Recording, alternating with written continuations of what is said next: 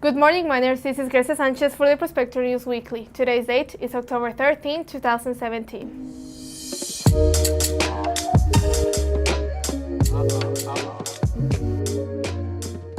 Friday night flicks continue this afternoon with Cars 3 Driven to Win. The animated movie will be showcased at 6 p.m. this afternoon at the Union Cinema, located on the first floor of the Union East building.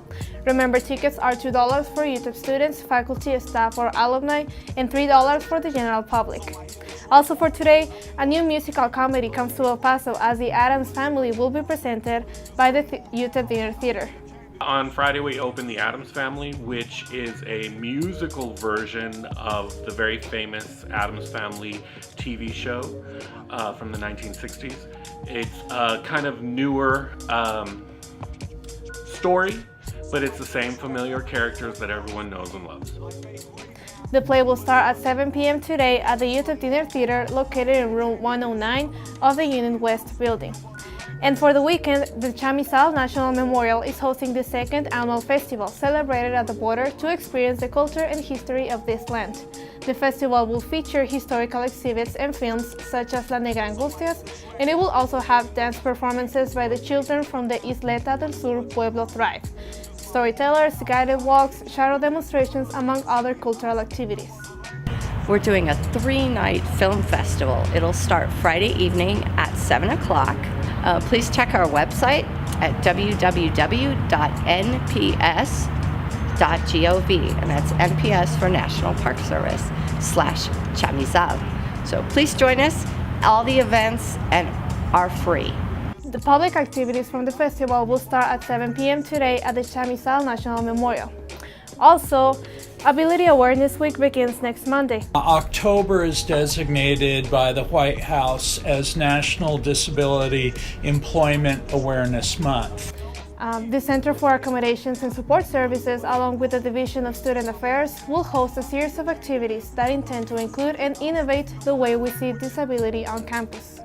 This is an opportunity for us to set the tone for the rest of the week's activities, but we also wanted to use it as an opportunity to express appreciation to key members of the campus community as well as the greater El Paso community for the work that they do on behalf of our students with disabilities. The opening session will take place from 8:30 a.m. to 11 a.m. on Monday, October the 16th at the Thomas Rivera Conference Center, located on the third floor of the Union East building. Coming up next is Gloria Heredia with more of Ability Awareness Week. Following Monday's activities, the College of Education will host an educational seminar on domestic violence from 9 to 10:20 a.m. on Tuesday, October the 17th in room 302 of the College of Education building. The next educational seminar happening in the same room will be on service and assistance animals, and it will start at 11 a.m. You know, I've got my guide dog, Fonda, so she assists me to get from point A to point B. You may have somebody with another disability who is where the dog may alert is if they're having a seizure, if they're going into a diabetic coma, various disabilities. On Wednesday, the principal member of the technical staff of the Sandia National Laboratories, Jeannie Cook, along with scientist Nancy Miners of the Space Telescope Science Institute, will engage students at UTEP with their talk about how students with disabilities can build a science, technology, engineering, or math educational pathway and career. The keynote speakers will speak at 8:30 at that morning on October the 18th at the Thomas Rivera Conference Center. There is a huge underrepresentation of students with disabilities in STEM fields. So this year we are focusing on that, and we are bringing a speaker who's coming from Sandia National Lab, and she's also a person with disability. So she will going to speak about her own experience as a person with disability in this field.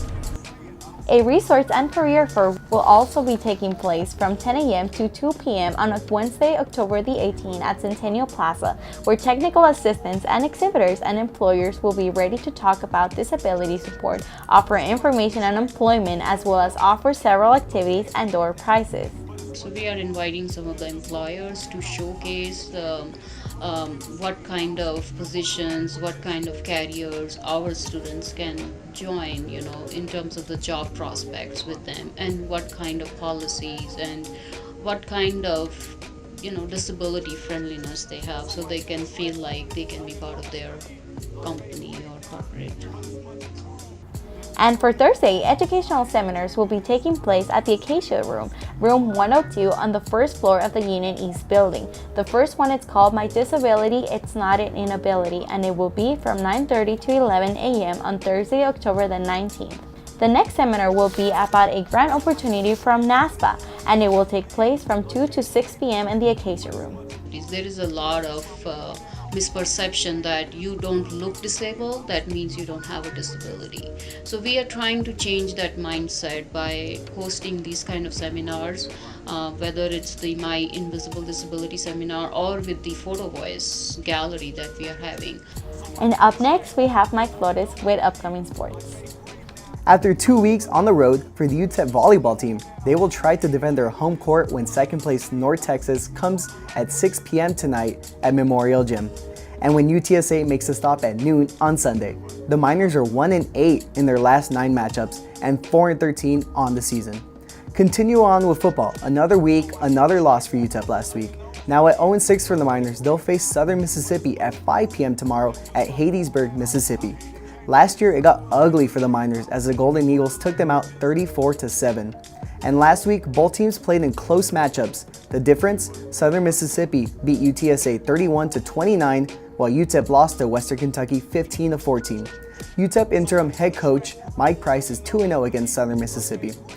And as Ability Awareness Week starts on Monday, the UTEP Center for Accommodations and Support Services and the Division of Student Affairs will be hosting the wheelchair basketball game, where the El Paso Airwheelers will compete against the Fort Bliss Wounded Warriors from 6 to 8 p.m. on Monday, October 16th at the Don Haskins Center. The last 2 years these teams have played, it was a half-court matchup, but this year, it'll be a full court. Don't forget, the event is free to the community. For more sports updates, follow us on UTEP_Prospector. Say what?